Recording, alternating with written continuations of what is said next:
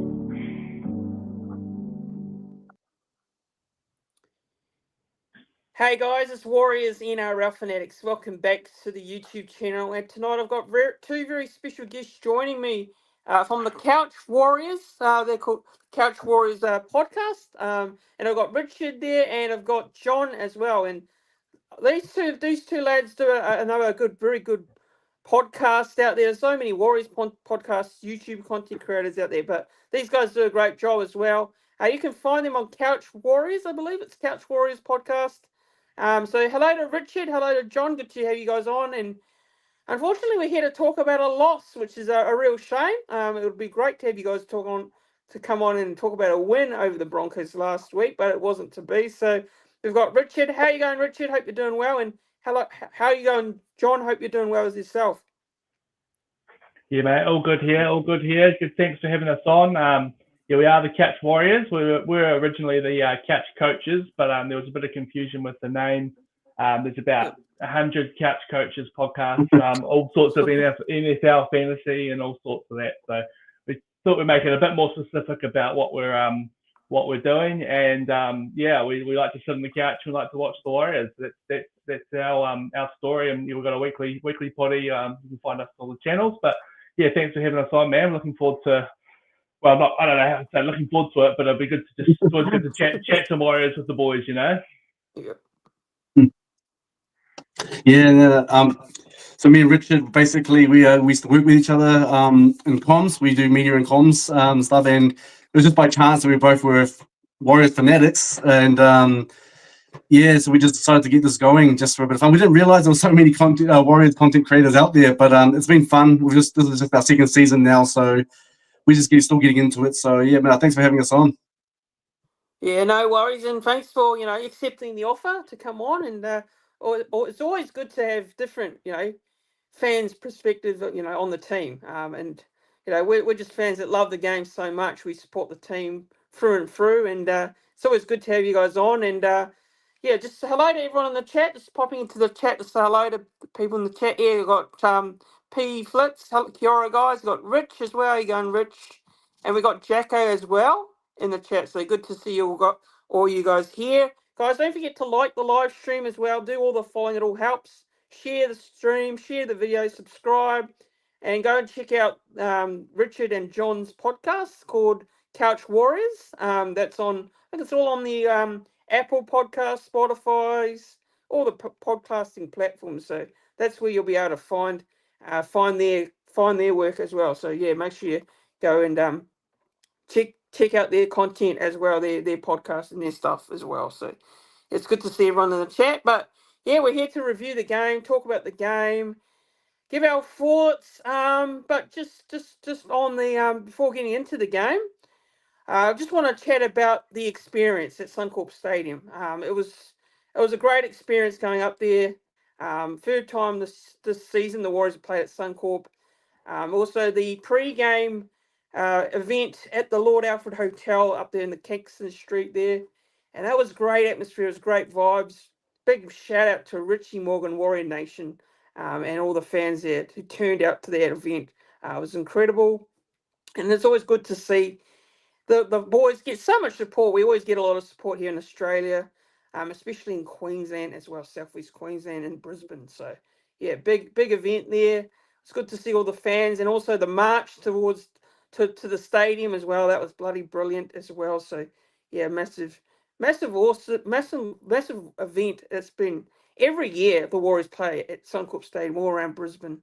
There's always a great vibe and atmosphere down there at that event as well. And I'm sure the Gold Coast will be a great event as well. It's always a great event. So getting into the game.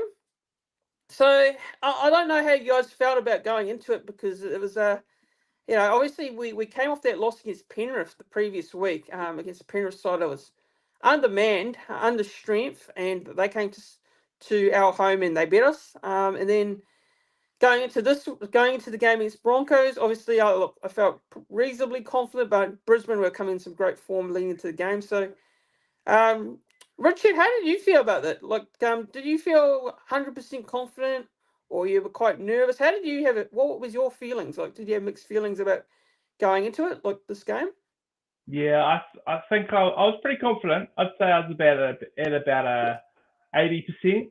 I thought playing some good footy. We've obviously got a pretty good record at Suncorp recently. I think we've won 3 straight there. Admittedly, not against the Broncos. I think they'd all been midget rounds or Cowboys or Dolphins games.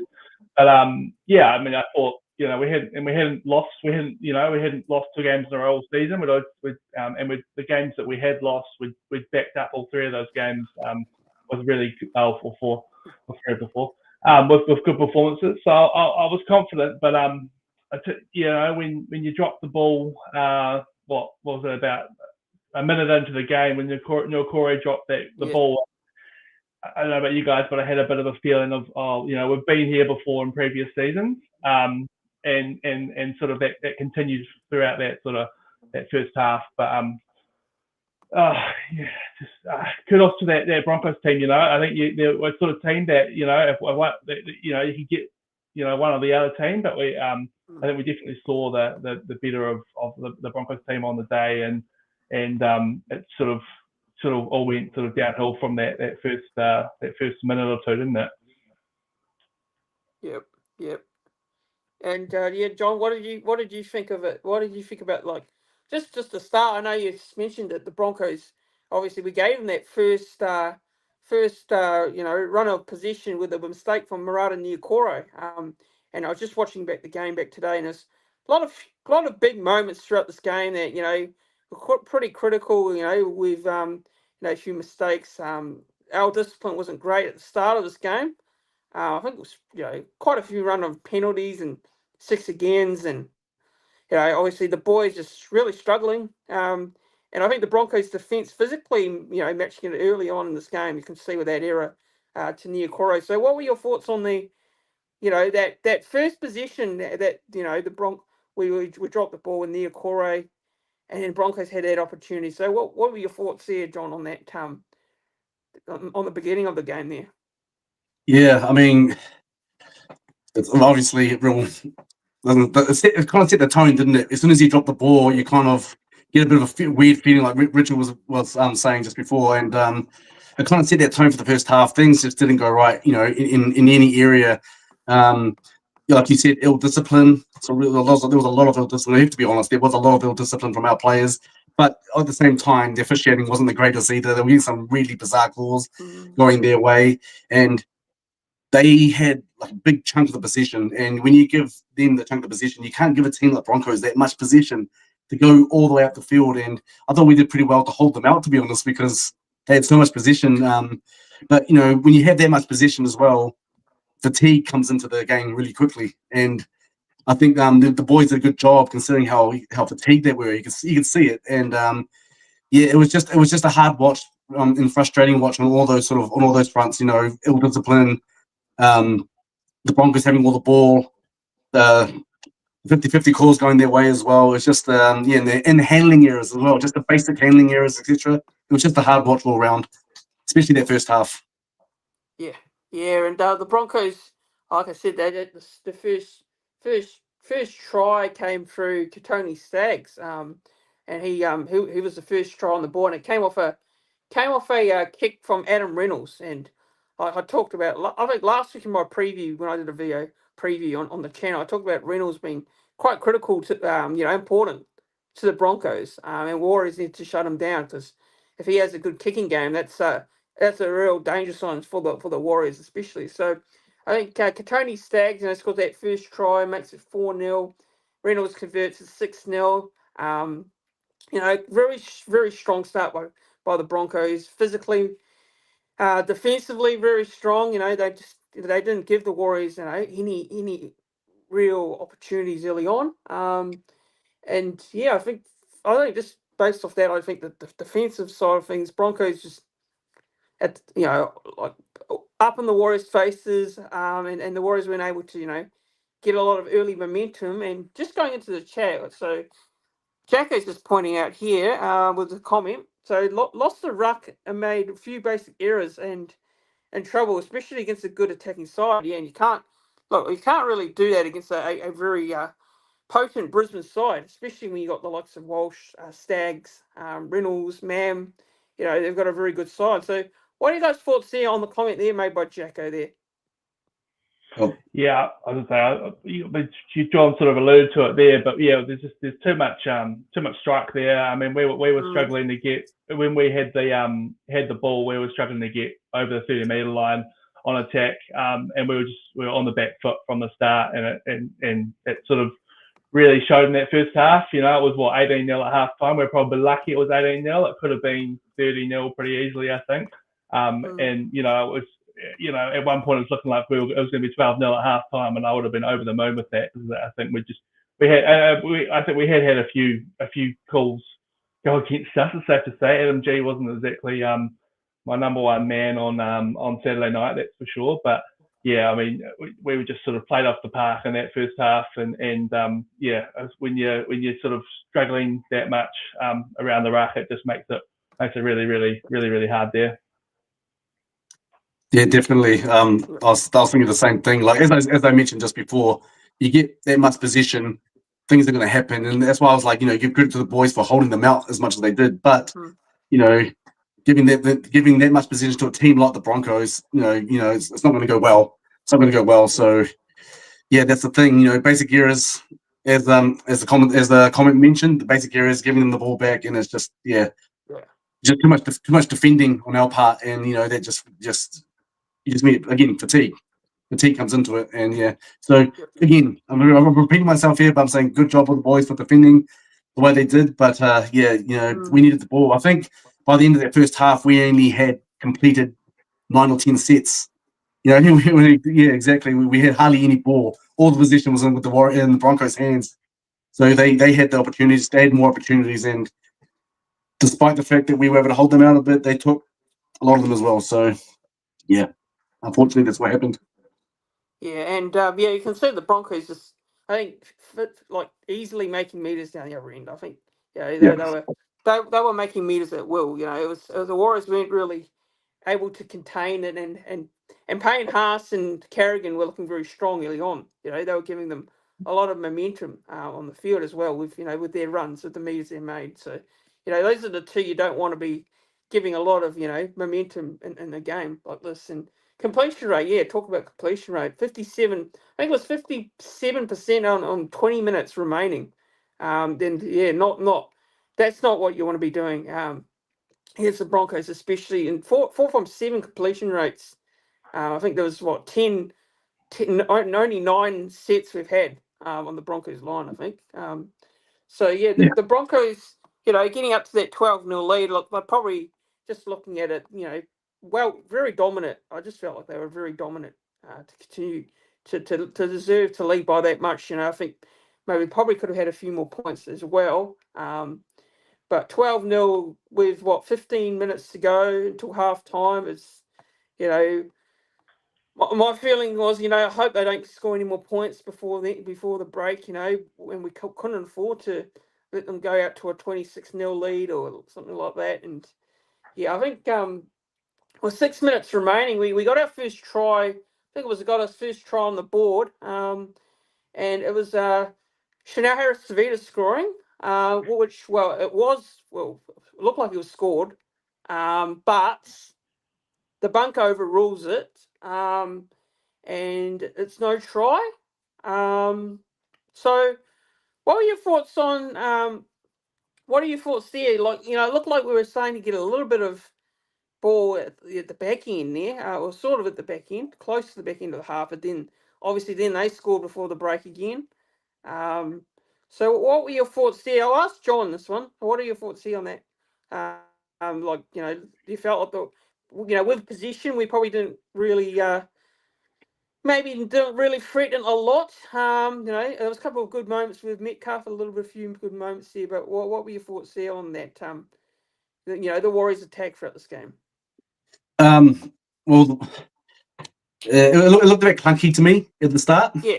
Especially in the first, it looked really clunky. I think Harris DeVita said the same thing in his interview, post-match interview. He said that we were really clunky in that first half, and it just looked a bit off. They looked a bit off, but I reckon if Harris DeVita actually scored that try and he wasn't held up, that might have changed things a bit. Momentum might have changed. I reckon that could have been the case, but obviously he didn't. He was held up. But I just thought we were really fatigued, and I mean we made a couple of line breaks, but there was no supporting runner, and I think that was due to the fatigue of all the defense we had to do, all the tackles we had to make, and you saw that a couple of times throughout the game when the Warriors made tackle breaks. Like, I mean, I think Wade Egan did one tackle break. It was in the second half though, and there's no one there with them. There was no one, and usually you got Metcalf there, but he was injured. But I just think that they were just so gassed out there that there was just every time there was a sniff of hope, there was no one there to back the player that made the breakthrough. So I thought attack was clunky at the start, and by the time things started to happen, the boys just ran out of gas as well. Yeah, I agree there. I think with the exception of Roger, I reckon that our back five were a bit lacking on attack. They just weren't getting the meters that we've sort of been used to, and it put a lot of pressure on the rest of the team. And it probably wasn't the greatest sort of half and a half of that we've seen from Luke Metcalf this season as well. There has been a few games where he's sort of when the pressure's on, he can sort of just melt into the scenery. So, but yeah, I mean, when the Broncos are coming to that hard, it's sort of they were obviously just I think a lot of it was just the fact they were so fatigued there. Yeah. So I think look, the Warriors just looked at the missed tackles again.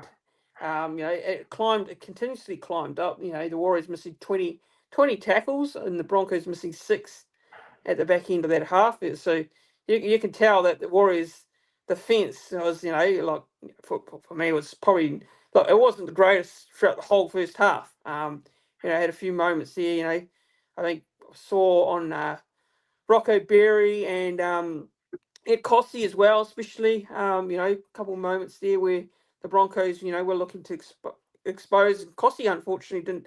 I don't think he had his greatest game, to be honest. What do you guys thought seeing? Our wingers especially, and our centres probably defensively not great.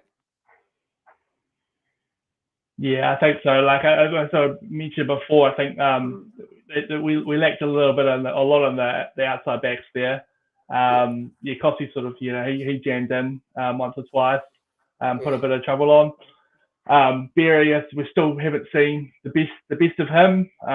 And Pompey, like he's sort of one of those players who I wouldn't say he had like a horrendous game, but it was just we probably needed a little bit more from him, especially when he was up against the player like Tony Staggs, and Staggs was obviously in some pretty ruthless form in that game. So yeah, for me it was we probably needed a little bit more, and it showed with a couple of relatively easy tries for the Broncos, especially in that first half. Yep. Yeah, no, I agree with everything Rich is saying. They just like Rocco Berry, he's just come back, from injury and stuff. So, it might take him a couple of games to warm back into it. He's one of the unlucky ones that, just can't catch a break when it comes to injuries. But hopefully he can stay on because we're losing players in the outside back area. So, yeah, I just thought it wasn't a good night overall. You know what I mean? And the Warriors of the past, they're a team that play on momentum a lot. And when things aren't just going right, it sort of plays into their mentality. This year has been a bit different. They've actually been really strong mentally. We've seen that in those hard close, where they close out those games that were really close, with tight scores, like only 2 points, 4 points in it. But I thought this game, they were just a bit off, the whole team. So I mean, the bye can't come at a bit of time, right? When they need to regroup, they need to restart rethinking about how they're going to go about things, because unfortunately with Metcalf, ACL, if that's the case, then his season is over, and you got to think about who's going to take the reins there, because he was the game manager for our team. He was the main kicker as well, and as well as kicking the goals. So yeah, you got to think about all that sort of stuff. So I think the bye came at the right time in terms of this game. Yeah.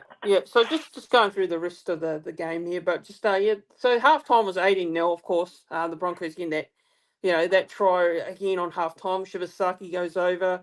Again, another try, which we probably could have avoided. I personally feel. So we couldn't afford to let them score another one before the break. I think 12-0 at halftime wouldn't be too bad, but 18-0. It just makes the game even more harder for the boys to get back in it. So look, 18-0 at halftime, and then the second half came out. I think we scored our first points of that second half, and that was quite crucial because we need to get something on the board there to give us a bit of a confidence boost, maybe get us going. And it was a try to Roger Tuivasa-Sheck there, RTS. I thought RTS probably had a very good game if you look at his stats as well. Probably our best outside back on the field. 18 points to 4 there. And then Metcalf converts, so it's 18-6. And then with 29 minutes remaining, it looked like the Broncos sort of, I don't know how you guys felt about this, but I think the Broncos sort of went into their shell a little bit. Do you guys agree on that? Or I don't know, maybe we came out a lot more better than what we were in the first half. We were a lot more promising in terms of our attack. I think it looked a lot more threatening. So what did you think about that one? What did you think about that one there, Richard? What do you think about the start to that second half? Because we came out and we needed to obviously get our first points. We couldn't afford Brisbane to come out and score another one. So what were your thoughts on that try there that we scored to Roger? What are your thoughts on the play there leading into that try?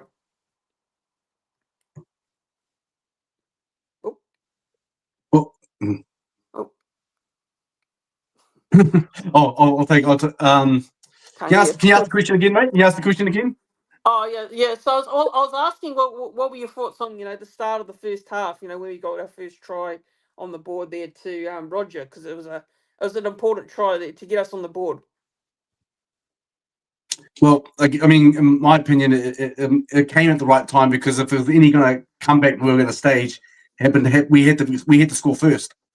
We had to score first, and I think it was a good try. It was just a good basic footy try. Draw the man in, pass out, and then I'm glad. I was thinking, still, I was a bit, not sure about how this is going to go, but gave us a glimmer of hope, and again, I think we needed to score first, and that's what happened. So there was that glimmer of hope there. Just a glimmer of hope, but that first half was so dampening that it was still hard to, to lift up that hope. But yeah, there's just a glimmer of hope, in my opinion, anyway. Yep. Richard, can you hear? Can you hear me now? Yeah, can you hear? Yeah. Yeah, no, I mean, I think that they came out with a lot more intention. Obviously, Webster gave a good halftime chat, and how good was it to see Andrew Webster on the sideline doing his best Ricky Stewart impersonation? You don't see that from him every day. I think I saw in the press conference he said something about our, I think they were trying to figure out what the sort of chance was, and then they scored the try, and he thought, hey, I might just hang around here. But they definitely came out with a lot more intention. And even defensively, there were some huge defensive plays. Anytime the Broncos did get close to the line, I think I felt we held them up so 2 or 3 times over the line as well. So it was John and I, we talked about it on the podcast this week, but the fact that Likahalasima didn't come on till the 45th minute, I think it was. But the sort of he really brought the heat when he came on. Obviously, he scored that try, but So yeah, it's still obviously trying to figure out exactly what the tactic is with him. But I think from the 35 minutes we saw from him, he came on, and maybe if he had come on the first half, just with the way the game was playing out, it wouldn't have been his sort of game to dominate. But I thought he really made the most of his 35 minutes there as well. So that was my sort of take on that, the early sort of attack in that second half.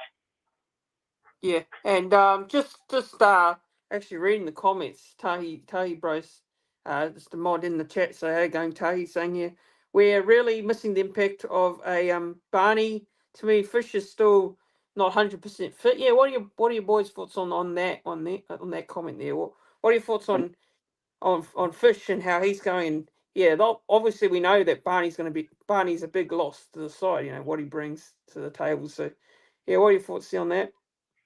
Yeah, I totally 100% agree. It's not just Barnett in terms of his gameplay. You know, he's a big forward. You know, always makes close contact meters. He always, gets the team driving forward.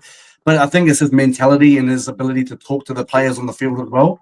I think Fisher's got the ability as well. But I think they're really, really missing Barnett on this one. You can see the hole that he is that there is now on the Warriors. With him, and they're replacing him with Jackson Ford. You're Curate at the moment.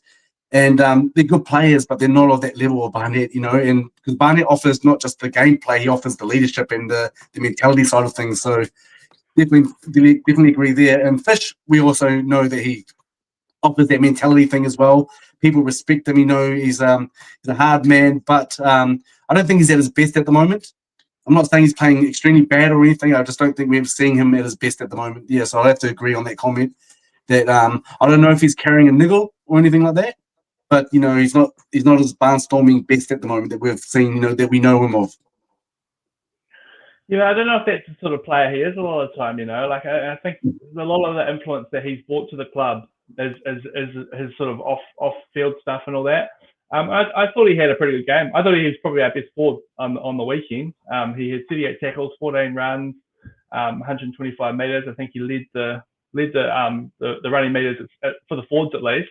But I think in a game like that, where you talked before about the likes of Carrigan and Payne Haas, Xavier Willison came off the bench and was just smashing it up the middle. He was the sort of one. I feel like he was the rock that was sort of holding it all together. He's not the most flashy player, but I think what he brings to the team. Obviously Barnett, a huge loss, but I think that the likes of Almaga, Halasima, Laban, some of these young boys coming through are really learning a lot, and the reason that they're going so well is his presence both on and off the field. Yeah, agree. Yeah, Jack has actually made an interesting point here in the live chat on YouTube here, saying that Tahi maybe it's time to try big Dimitric starting, and Fish needs some help in the brutal early exchanges. So what are you guys' thoughts on maybe a potential of Vaimoanga starting, in the games to come? Do you guys think he should start, or is he better where he's off the bench? What are you guys' thoughts on that one? Personally, I still think off the bench. We actually spoke about this in our show. When he came on, he livened things up a bit, and and that was really good to see. And you don't know if he may still do that as a starter, but I still feel his place on the bench is like not because he's not worthy of starting. I just think it's a good tactic of bringing him on after when some of the forwards need a rest. And I would honestly start probably with Jackson Ford, to be honest, and then that gives then they can just do a straight out swap with Waimonga. I think that if I was going to swap any one of the forwards, I'd probably put Lecker back into starting again, and maybe just because of outside back problems, maybe Kate will go back at the centre, because he was pretty successful there in the times that he was there. So, but in terms of your question, I personally would keep Waimonga on the bench still, and I just think every time he comes on, he's a breath of fresh air for the team and just liven things up a bit. So, yeah. That's what I would do. Yeah. Maybe Chuck. Yeah, maybe see Jackson Ford starting a bit more. I think like he probably brings. He's playing really well, but I feel like maybe he brings less as a impact forward as opposed to the likes of big Dimitri. But yeah, I mean, I've been loving what I've seen for Dimitri, especially the last sort of 3 or 4 weeks. I feel like he's really turned over a new leaf, and we've seen probably a couple of his best games of the season. So I wouldn't be surprised at all to see him getting a start or two before the end of the season as well. Yeah, personally for me, just on that comment, Jacko, I think his best. I think his best is coming off the bench. I know Lecker's. I think Lecker on the weekend off the bench was good as well. The impact he brought coming off, and I don't mind that by Webster. Just to give him that sort of time off the bench instead of putting him under that pressure cook of starting. And he's done great starting this year, no doubt about it. But I think what Lecker's done off the bench has been pretty good as well as Vaimanga. I like it how it is. I like it how it is at the moment. But I think my question to you guys as well is just about Murata near Kore. How do you guys feel about his game at the moment? Like I don't think he had his best game on the weekend against Bronx. What are your thoughts there on it? Do you feel his best position is starting prop, or is it better where he was before? I mean, I think we saw how good he is as an edge forward, particularly probably in 2023 when Sean Johnson was on that run, and he was playing outside Sean Johnson. He was running those lines, but we just haven't seen that sort of that ability of him as an edge forward since then. I've really liked him this season. I think he's sort of he's done his role. He's and he's sort of come in a few different kind of different roles throughout the season, whether it be starting prop, starting back row. I feel like he's probably come off the bench a little bit as well. So with the current makeup of the team, I'd want to see him either starting prop or coming off the bench, I think, in Jackson Ford starting. Yeah, on like I just said before, just as I alluded to before, I wouldn't mind Jackson Ford just having a go and starting, and then New Kure coming off the bench. Just to get that more of a punch. We punched through with Fish in there, and we all know that Jackson Ford's got he's got a big motor on him. He just keeps going, and then Fish does all the big heavy work there, and then comes off. You got Murata coming in, another big body coming in. And then, and then Vaimanga comes in. I just think if you do it like that, it's going to be easier for us to make the meters up the forward instead of starting the two big ones at the start. Obviously, with Barnett out, it worked really perfectly with Barnett and Fish there, but we can't do that now. So I think you just have to look at the drawing board and figure out what's best for the team. And I just think that for me personally, having Jackson Ford just to start, if they're gonna keep Jackson Ford as a front rower, I think probably starting him will probably be best, and then. Bring New Kore as the punching bag, to keep going for the first interchange. Yeah, Jacko's just making a point here that Lecker's best off the bench just on that, but he's an edge player. It's in the middles early, which has been disappointing the last 2 weeks. Last two, is he saying here? What is an edge player in the middle, which has been disappointing the last 2 games? Maybe Bunty will get a recall. I think Lecker's just as an impact player is pretty good off the bench there. But what are your thoughts there on that comment by Jacko? What do you necessarily agree with what he's saying here in regards to Lecker and Bunty? I don't think Bunty's gonna. I don't think the moment, based on what I've seen, Bunty's close to getting back in that first grade side. But what are you guys' thoughts here on that? Oh, I like Lecker off the bench. He probably should have played a few more than 35 minutes on the weekend. But as I sort of pointed out earlier, I think the way that game was playing, it wasn't really suited to his style. And when we started getting a bit of momentum, he's so good to come on. He was breaking tackles. He was making post contact meters. He scored that try. He's sort of John and I talk often about him. So I see a lot of the likes of Eli Katoa, Jeremiah Nanais, Olakwatu's. There's these sort of big second rowers who can, you put up a bomb into the middle of the field, and he scored about 3 or 4 tries from that, and sort of Laban similarly did the same. So, it'd be hard to see, Bunty sort of. I love Bunty, don't get me wrong, but the the way this team is at the moment, providing there isn't too many more injuries, I'd be surprised to see him making an appearance back in the team anytime soon. Yeah, I agree. And again, I love Bunty as well, but I think that with the sort of got his front row sort of combination as, like Fish, Jackson Ford, Purday, and I think, Valmonga will go there as well. But then, he's got Tanner Smith would be the next person to come back in. He's been using him last few games, and he's done pretty well. He's done pretty well for his time that he's had in first grade. So I think he's the next person in line to take a front row spot if needed. So I think as much as we all love Bunty, I think he's down the pecking order in terms of front row. So I think if anyone's going to be called back into the side to fill a front row gap, it would be Tanner Smith. Yeah, and just also back on the game itself. Obviously, we saw, I think it was 29 minutes there in the remaining. The Broncos got a penalty. And yeah, it was the Warriors obstructing on Adam Reynolds there, and then look on replay you can see that Reece Walsh was offside. And I thought that should have been a penalty the other way to the Warriors. What are you guys' thoughts there on that call? Because yeah, he definitely looked offside. You can see even the Fox League commentators were saying, Reece Walsh was offside. If the Warriors, would challenge it, they probably would have won it. But what are your thoughts here on that, John? There. Yeah, I mean, watching it live, obviously you can't see it, but when they show the replays, he was offside.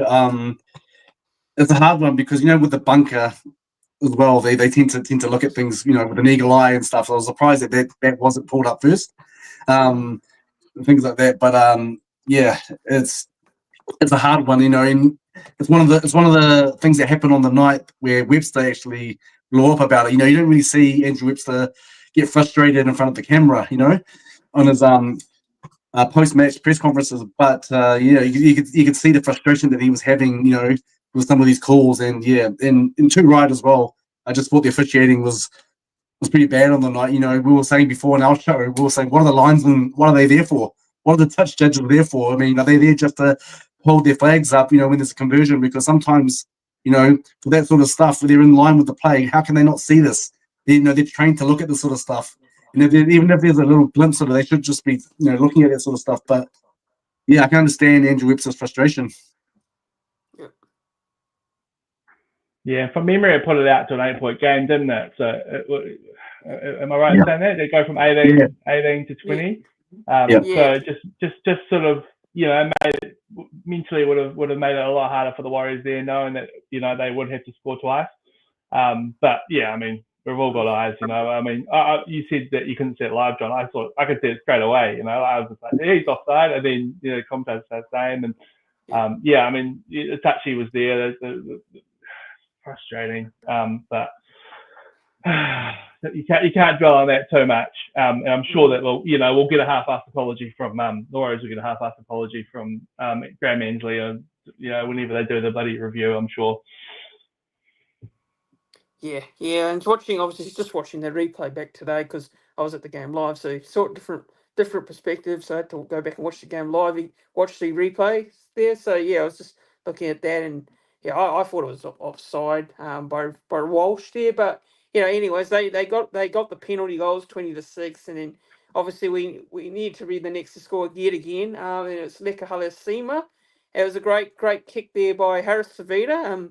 And Lecker's had a habit of scoring tries like this from kicks this year, and he's been really good at doing that. And then I think the kick really it went over Ezra Mam, and then to 20-10 with 13 minutes to go. There's still a bit of time left on the clock, plenty of time to still make a game out of it. And Adam Pompey kicks the conversion, and it's 20 points to 12. And from that moment there was when we saw Luke Metcalf come off, and unfortunately.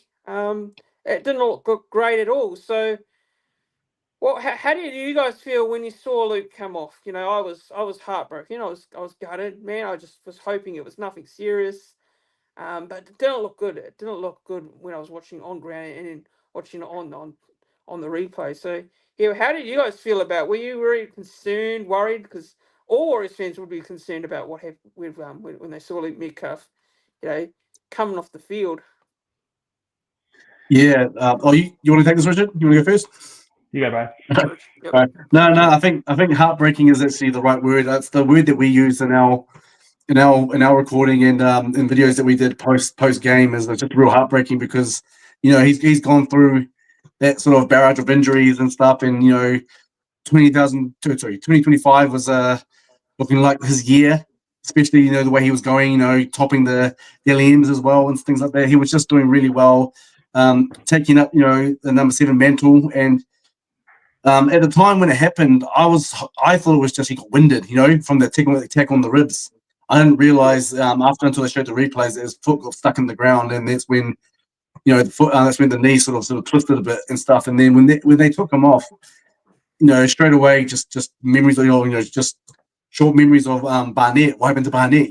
With his knee, etc. So it was just like, oh no, what's going on? What's going on here? And it sort of just your heart sank at that moment because he's been a vital cog of the side. We've had a successful year so far, and he's one of the big main reasons because of that.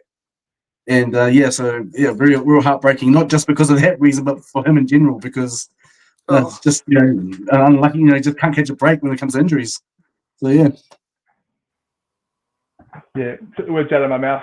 And I've seen a few people saying, "Oh, the tackle," but it didn't look like there was anything really wrong with the tackle. It just looked like a good hit, and wasn't late, wasn't high, and just it just happens in rugby league. We've seen it a bit this season, that sort of thing. But yeah, just heartbreaking for him. He's playing so well, and the Warriors sitting fourth on the table now, coming into the bye, but it's going to be it's going to be we'll be up against it going forward, that's for sure, if he's out for the season, which it looks like he potentially might be. Yeah, so unfortunately for Luke, and just hope, my fingers are crossed that hopefully it's nothing, real serious, and hopefully it's not season ending. But it doesn't sound like it's going. It sounds like it's going to be at the end of the season, which is really unfortunate if that's the case. But hopefully it's not. Hopefully not. Fingers crossed on that one. But obviously we saw him go down with an injury. I think we saw Chance as well go down with I think it was a knee, something to do with a knee injury there. No news at the moment with regards to the injuries and what's happened, but of course, with the club they sort of generally keep that one rather quiet until later on. So yeah, what are you guys' thoughts when you saw Cenac also get injured as well? Because he went down with a bit of an injury. We saw Tamari, I think, go to fullback one stage of the game. What were you guys' thoughts? When he saw him go down, because he's had a very good season. I know he had a very tough one last year, but he's been producing some great performances for us this season. Chance, I know a lot of people wanted him out of the fullback spot. Some people wanting Tane in there and that sort of stuff. But yeah, how did you feel when Chance went down as well? Because we lost Metcalf, then we lost Chance, and we saw Tamari come play fullback. So yeah, what were your thoughts there on that one, John? Oh yeah, again, heartbreaking as well. I mean, like you said, there hasn't been so much noise about what happened with Chance. Like we all know they had a knee injury, but they haven't gone to the extent of saying possible, ACL. He's done his ACL, etc. They've been really, really quiet about it. So I think there's a glimmer of hope that I read somewhere that maybe it's just like an injury where it might take about 4 or 5 weeks to heal. So I don't know if it's an ACL. But I think he's still going to be out. But yeah, again, for me, it was a bit more interesting because that he went down in the first half early in the game. It wasn't a head knock, but he was obviously winded or something. I'm not sure what happened exactly there when they scored their first try. I think it was their first try where they scored. And from there, he just didn't look himself. So I don't know if there was more to it. He just didn't look himself. Didn't look himself. So. Yeah, just again, I just really hope that that's not something serious. That if it's a 4 or 5 week injury, we can see him back. Maybe 2 or 3 games after the Tigers game coming up. Because he's been awesome. His running meters. One good thing about Chance, I mean, there's many good things about Chance, but one of the good things about Chance is that he gives our forwards relief by taking a lot of hit ups. the reason why he makes so much, meters is because he puts his hand up to take the ball and give our forwards a rest. And that's why he gets all those meters, and that's why our forwards get a chance to do their thing and not having to rush back, and then the fatigue doesn't kick in so quickly. So he does that really well, and we're going to miss that. And that's one thing we're going to miss about Chance at the moment is that. I think it's a big impact because we saw that in the game when he was out, he wasn't doing that. So I think Rog was the only. I could be wrong here, but I think Roger was the only back that got over 100 meters. I could be wrong. With this. But I think having Chance out there will just we need someone back there that can take those hit ups as well, just to give the forwards a bit of relief. Yeah, I think on Chance, I think John and I we've both been pretty massive Tuapiki fans this season. But I mean, the performances he's been putting has been incredible. I've just absolutely loved what I've seen. He just wears his heart on the sleeve, and how much the Warriors jersey means to him. So, and he's another one who's had pretty bad luck with sort of injuries the last couple of years. But yeah, so hopefully he's not out for too long. And yeah, those outside backs. The stocks were looking pretty good a few weeks ago, but all of a sudden, a couple of injuries, and there seems to, sort of really struggling to sort of get a team together now, eh?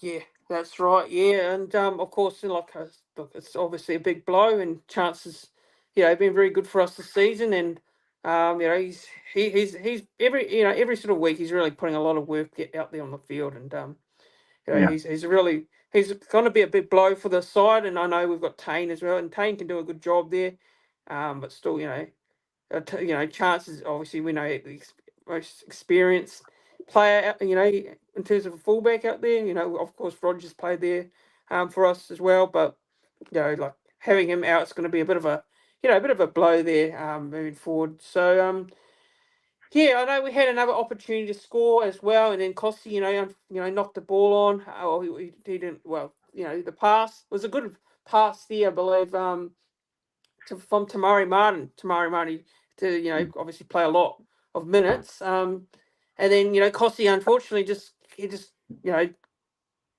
take that ball, and that look, if he, it's big if, but had he taken that moment there, and he would have gone over, and then suddenly it's 20 points to 16. It's probably game on, and we're definitely in a chance, to come back and win the game. But what are your boys' thoughts there on that stat, that moment there? Because it felt like that was probably a moment where it might have given us a chance of at least getting ourselves back in the game. Potentially making this a cracking finish. So what were you guys' thoughts there on that? That could have been a possible try there to Costi, and Costi wasn't having his best game either. So that moment probably maybe just summed up the way he was playing. Yeah, I think he was about a meter off, it was a beautiful pass from Tamari Martin. You shout to Tamari Martin. I think he played hooker, fullback, and halfback throughout the game. So really proved his utility and the worth of him having him in that 14 jersey. But I just think Costi was probably about a meter off. Probably should have been there. Karapani had jammed in a bit, so he had open ground in front of him. I think if he caught it, he was definitely scoring. And at that point, you sort of alluded to it earlier. The Broncos, had taken the foot off the throttle a little bit in that second half, and we had the momentum that would have just further sort of given us the momentum. The NRL is one of the rugby league, but NRL in particular, it's such a momentum game. We see it so often, and we saw it in that game. First half it was all the Broncos. Second half, Warriors bounced back. Obviously the Broncos only scored that one try with 5 minutes to go to Shibasaki.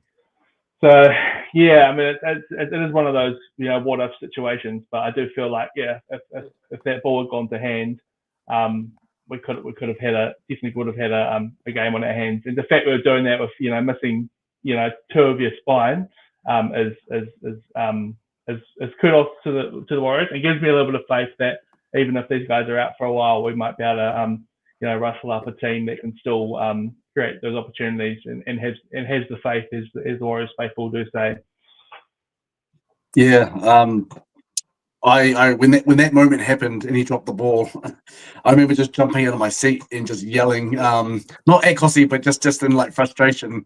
I had my wife look at me, and my little baby boy look at me as well, thinking I'm a crazy man. But yeah, no, I think you're right. I think if he'd actually taken that ball and scored, which I think he would have had a kind of a free run to the try line there from there, game on. And we were talking earlier on about when we scored and there was that glimmer of hope. And from in the game where just everything seemed to be going wrong for us, imagine coming back and winning that if he'd taken that. And I think at that moment the Broncos were going a bit into their shell as well. The momentum was sort of slowly swinging towards us.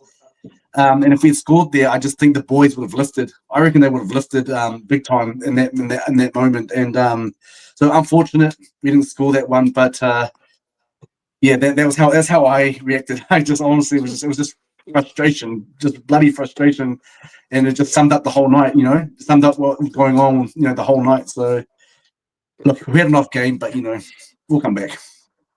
Yeah, so then of course, then they go on and score the try, which, really just seals the game.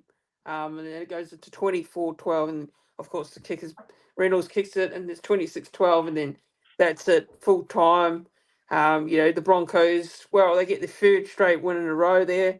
Yeah, I mean, it was just, one of those games where, we weren't, quite at the levels to beat Broncos, the Brisbane Broncos, and they you got to give credit to the Broncos as well. I know we weren't great, but you got to give them credit, the way they played and went about it as well. So tries to Stags, Josiah Karapani as well.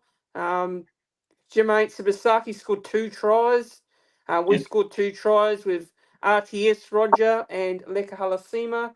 Reynolds was 3 from 4 conversions, and Luke Metcalf and Adam Pompey kicking the conversions for the Warriors there. So those are the try scorers. So I just want to go through the stats. So game stats, possession-wise. So Warriors 54%. Broncos 54%. They had majority of the possession. Then Warriors 46%. So time and possession. Broncos had 29 minutes, 11 seconds. Warriors 23 minutes and 34 seconds. Completion rates, 85% to the Broncos. The Warriors had 74%. Then all running meters, Broncos 1,552 to the Warriors 1,351. Post-contact meters, so the Broncos had 516 post-contact meters to the Warriors 390. Line breaks, Broncos 6, Warriors 4. Tackle breaks, 36 to the Broncos there with the Warriors 16. And then you've got kick return meters. So the Broncos had 154, Warriors 136. The Warriors actually had more offloads than the Broncos. There were 12, and the Broncos had 6 tackles made. The Broncos had 299 to the Warriors 369. Missed tackles, the killer one here. 36 missed tackles for the Warriors. The Broncos had 17 missed tackles. And penalties conceded, we had 8 penalties conceded to the Broncos, 5, and ruck infringements, 4 to the Broncos and 2 to the Warriors. So, Richard, what were your thoughts on those stats there? Just generally, what do you take out of those stats in this game? Because I think it pretty much tells the full story. So, yeah, what were your thoughts there? Or John, either one of you. Oh, you're on mute, mate. You're on mute, Richard. Yeah, you're on mute, Richard. Am I back? Yep. Yeah. Yep. Yeah, I mean the stats tell the story, really, don't they? You started up sort of high up there with that completion rate. The Warriors have had a pretty good completion rate. They're completing over 80% most days, but was 74%. And as John alluded to earlier, I think in that first half in particular, it was really low. You look down. They dominated the all runs, the run meters, the post contact meters, line breaks, tackle breaks. There wasn't too many stats that sort of went our way.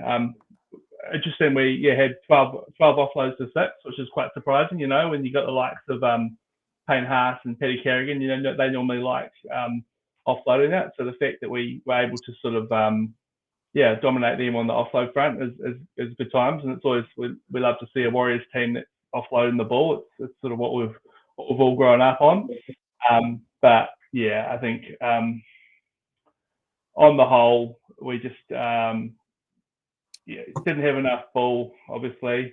Too many missed tackles. 36 to 17, and the penalties, the 8-5 count, and then there was a couple of 6 agains that went against us as well. So just it made it hard for the boys. You've got to have more ball and make the most of the ball we've got, and unfortunately in that first half we didn't, and we ended up sort of paying for it in the end. Yeah. No, I think Richard summed it up pretty well. Yeah, it was just a frustrating night. I mean, it's like, I'm gonna repeat here, but it was just a frustrating night in general, and I honestly think that we can bounce back from this, but yeah, just frustrating, mate. Yeah, it definitely is. And just a comment here, SC Warriors is saying here that Egan looks good to take the captaincy role. Yeah, I mean, look, he can definitely be the next captain. Definitely for sure. I know we got Barnett, we got Fisher Harris there, and I'm sure he's part of the leadership group there at the Warriors. I think from my memory there, so I'm pretty sure. So yeah, he can definitely be the next captain. Hopefully he can stay at the Warriors for the next couple of years. I know he's here, he's happy at the moment at the club, but you just never know with those sort of things. Just want to ask you guys now, obviously with the injuries now, what does this mean for our halves now? Richard, what do you think moving forward? How do you think we're going to line up with moving forward over these next couple? Well, after this bye, obviously the break, a final bye, but the back end of the season, we obviously don't know what at the moment. It's based on what we don't know with the Metcalf news. Obviously, he's going to be out for quite a while. But how do you think the halves are going to look like now with no Metcalf? Do you think Tamari Martin comes back in to the halves with CHT, or do you bring in Tanner Boyd from the New South Wales Cup? I'm personally on the fence of bringing Tanner Boyd in. I'm personally on that fence. I feel like he should come in and play in the halves with Harris Tavita, because I think you can't drop Harris Tavita. I know some people are saying he should be dropped. I don't necessarily agree with that. I think he's doing all right as he is at the moment. So I think for me at the moment, I personally have Harris Tavita and Tanner Boyd as the halves going forward. But also that's the way I'd go at it, based on what I've seen with the New South Wales Cup team. And a shout out to them. They had actually another good win on the weekend. 11 straight wins for them, and they've only lost one game. So they're absolutely killing it at the moment. So yeah, what were your thoughts there, Richard, on that one there with the halves? Do you think that they should go with Tanner Boyd and Harris Tavita as a halves moving forward? Is that the way you think they should go? Yeah, I think so. I mean, we did see, last year when Tamari Martin got given the halfback jersey, got given the number 7 when Shaun Johnson was out. He was close to the best half in the game. Like he was doing all sorts of magical things. So there's no question about his quality as a player. But I think the way the team is at the moment, with him sort of coming into that 14 jersey, we saw it on the weekend. The utility he can offer. Playing hooker, fullback, and halfback all within probably about 45 minutes of each other in that game.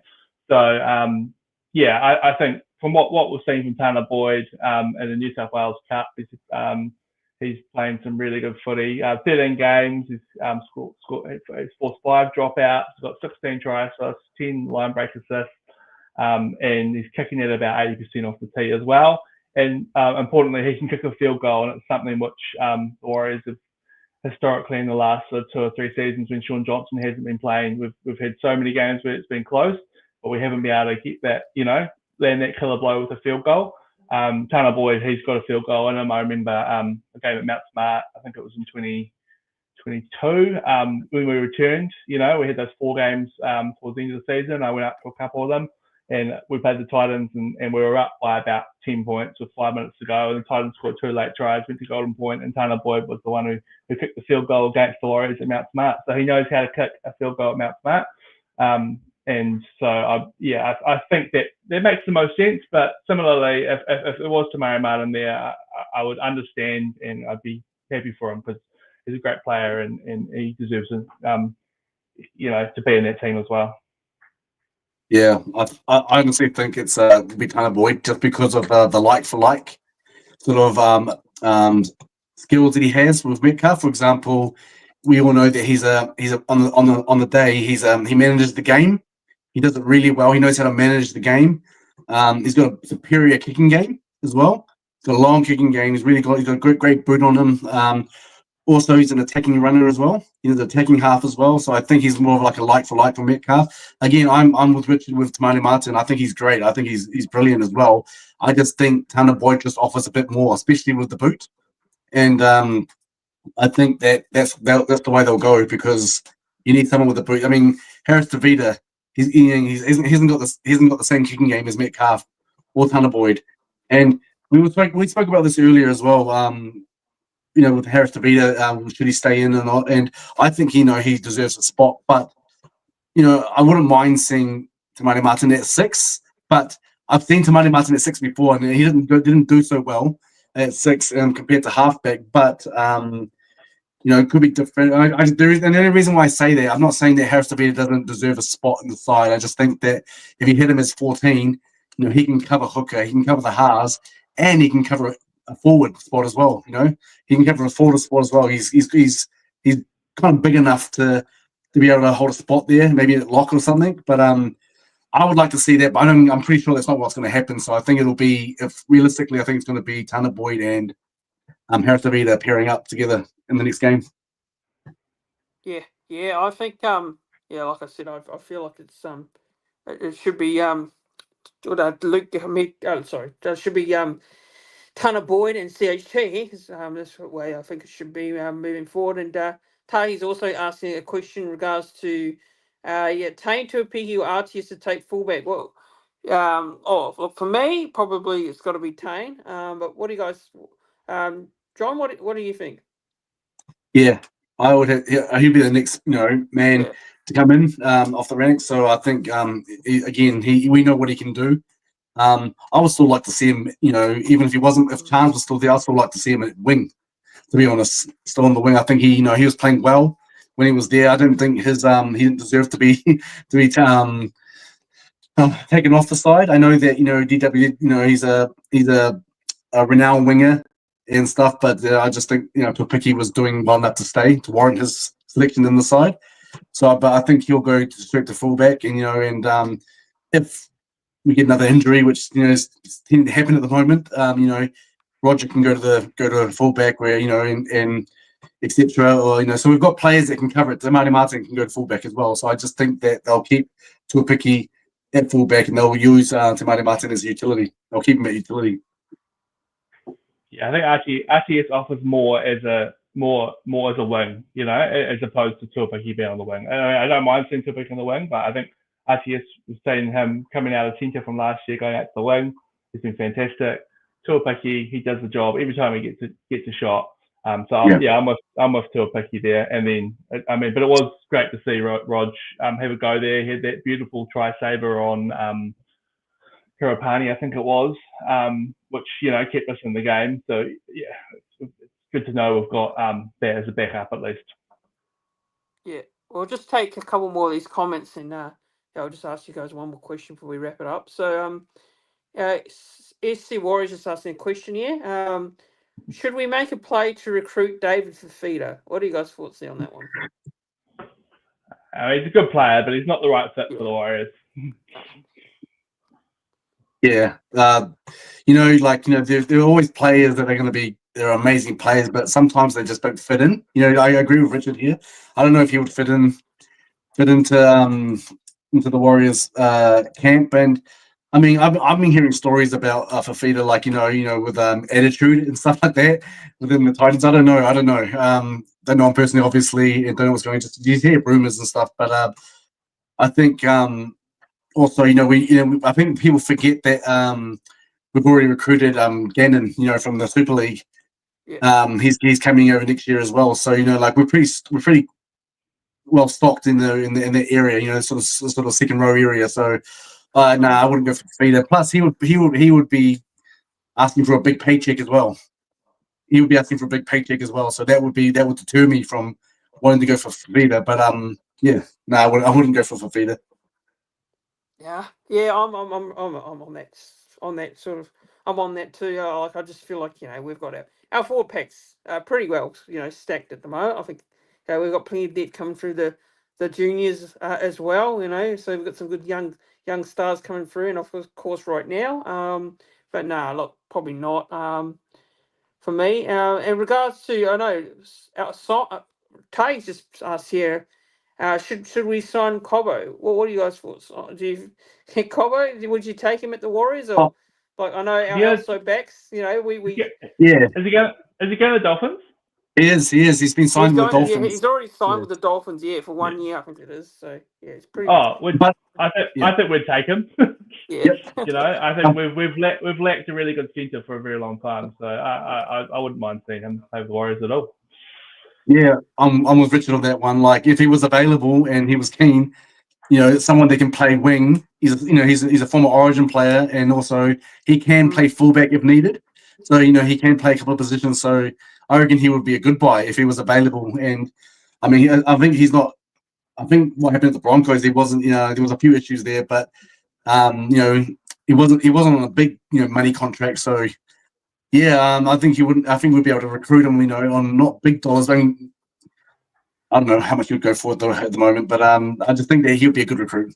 Yeah, if he was available. And GT saying Warriors need a speedster and a hitman. Yeah, look I feel like our outside backs probably maybe one area is still a question mark on. I know full pack's doing pretty well. I know we might need another a little outside back because I know Capewell he's done all right there playing centre, but we don't really want to be playing with centre too often.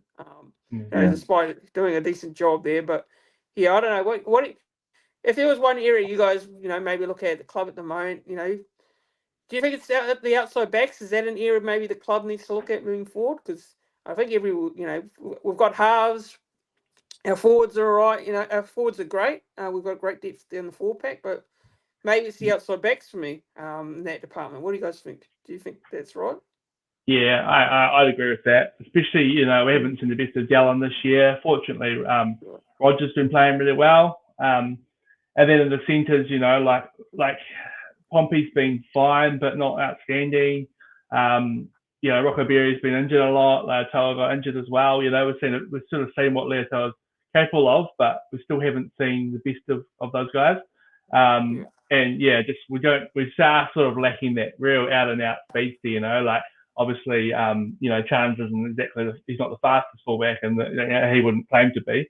It's not the player that he is, but I'd say an outside back is definitely sort of where we're lacking. And if the club has some cash, I'm sure they'll be having a look around and seeing what they can find out on the market. Yeah, I think that's where we would need to look. I think we're well stocked in the front row and also the second row as well. Hooker, you got Wade Ian, you've got Sam Healy, and then you got who else have you got? Yeah, exactly. Lussick as well. So I think we're in terms of depth in the forward pack. I think we've got plenty of depth that we can rely on, and so I don't think that's an issue. I think the depth, and actually we've got a bit of depth in the halves now. You know what I mean as well. That's something that you don't really hear a lot of the Warriors. With SJ, when he was injured, we were like, oh my gosh, who the heck do we play now in the halves? That was the kind of case for the last few years. But at the moment, you've got Tanner Boyd there, you've got Tamale Martin. I know Jet Cleary hasn't made his first grade debut, but he's played New South Wales Cup and he's an up and comer. So we've got a bit of depth there. So I think that definitely, if we're going to recruit anyone, it would have to be someone in the outside backs area, and I think that's where we're lacking. We've got players, we've got good players there, but we're going down like flies at the moment at times. So yeah, I think an outside back would be the best option at the moment, and I think they know that as well. So they're probably looking into that as well. Yep. But just one more thing. Top four finish. Do you guys still think we'll finish top four, or realistically, is it just about finishing in between that top 8? How do you guys think? Just looking at a draw, do you think we'll win enough to finish in the top 4? Do you think the likes of your Penriths and that obviously they're starting to find their form, or is it about just finishing there in that top 5, top 6? What do you guys reckon? Look, if you'd asked me a couple of weeks ago, I would have been all on board with it. But it's these last few weeks, we really need to get at least one win from those last 2 games, I'd say. You look at the draw, we've got the Tigers, the Knights, the Titans, the Dolphins, the Bulldogs, the Dragons, the Titans, the Eels, the Seagulls. So realistically, I mean, 2 weeks ago, I would have said, hey, we'll probably win, 80% of those games. You look at that draw, we should.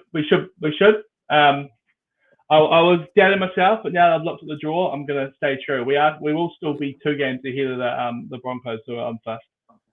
So yeah, we'll hold on to the 4th spot, I reckon. Yeah, I'll stay with Richard, and not just because I'm being biased here. I just think that thankfully with the bye of the 2 points, we're still going to have that gap between 4th and 5th place. And I just think if the boys can get together, and just sort of regroup, and just get things back together and come out with a win against the Tigers, a good win against the Tigers, I think, with that draw, you can't take any team for granted, in this competition. It's quite tight at times. We've seen a lot of upsets already in this season. But I just think that if they can just beat the Tigers and just keep going there, chipping in away from there, I think they can still. I'll definitely make the top 8. I totally agree they'll make the top 8, but it'll be hard to hold the top 4 spot. But if they just beat the Tigers, then I'll have a bit more confidence that they can. Yeah. Yeah, they've only got only two top 8 teams, and the Dolphins and the Bulldogs.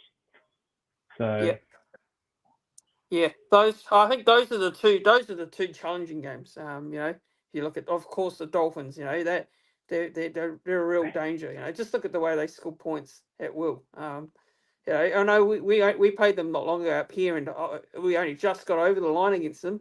So and then of course the Dogs. The Dogs are flying high up there on the top of the second spot on the ladder at the moment. The Raiders are top, but yeah, I think probably those are the only 2 challenges. And then of course, Tigers, Titans, realistically should be beating them. And then of course you don't want to take anyone lightly in this competition, like I say. The upsets can happen, and we've seen that. Penrith came over to New Zealand with an understrength side and beat us. So you just can't realistically, underestimate anyone there. And Tahi's just saying we'll make the 8. Hopefully, still enough games to fall off, but good show, lads. Been a pleasure to watch. Yeah, and that's pretty much it. We'll wrap it up now, guys. So thanks to Richard and John for coming on and having a chat. It's been enjoying listen to you, hearing you guys' thoughts on the club, on the game last week. We'll definitely invite you guys back on if you guys are keen to come on at a time when you can, when you guys are not busy. So thanks, Richard. Thank you. Thanks for having us. Really enjoyed this. Yeah, always good to chat some Warriors footy. Yeah, thanks a lot, mate. Yeah, appreciate it. Thanks to everyone that's listening in as well. You can find us at Couch Warriors on YouTube, TikTok, Facebook, etc. But yeah, thanks for letting us come on, mate. It's been a pleasure. No worries. Well, thanks again, everyone. Thanks to all the viewers for tuning in and watching, and your interactions in the live chat. I really do appreciate it. Please go and check out Richard and John's podcast called The Couch Warriors. You can find them on all the podcast platforms, Spotify, Apple, all those platforms. You can find them there. And I believe I think you guys also have a Facebook page as well. You can follow them there on Facebook and that, so you can find them there. But please, guys, like the live stream if you haven't done so already, or if you're watching it back later on, hit that thumbs up button on the video live stream. Subscribe to the YouTube channel as well. Like, share, and subscribe, and do all the following. But thanks everyone for tuning in. Have a good rest of the night. Have a good rest of the week, and up the wires. And we'll see you again all soon. Cheers. Up the wires, baby.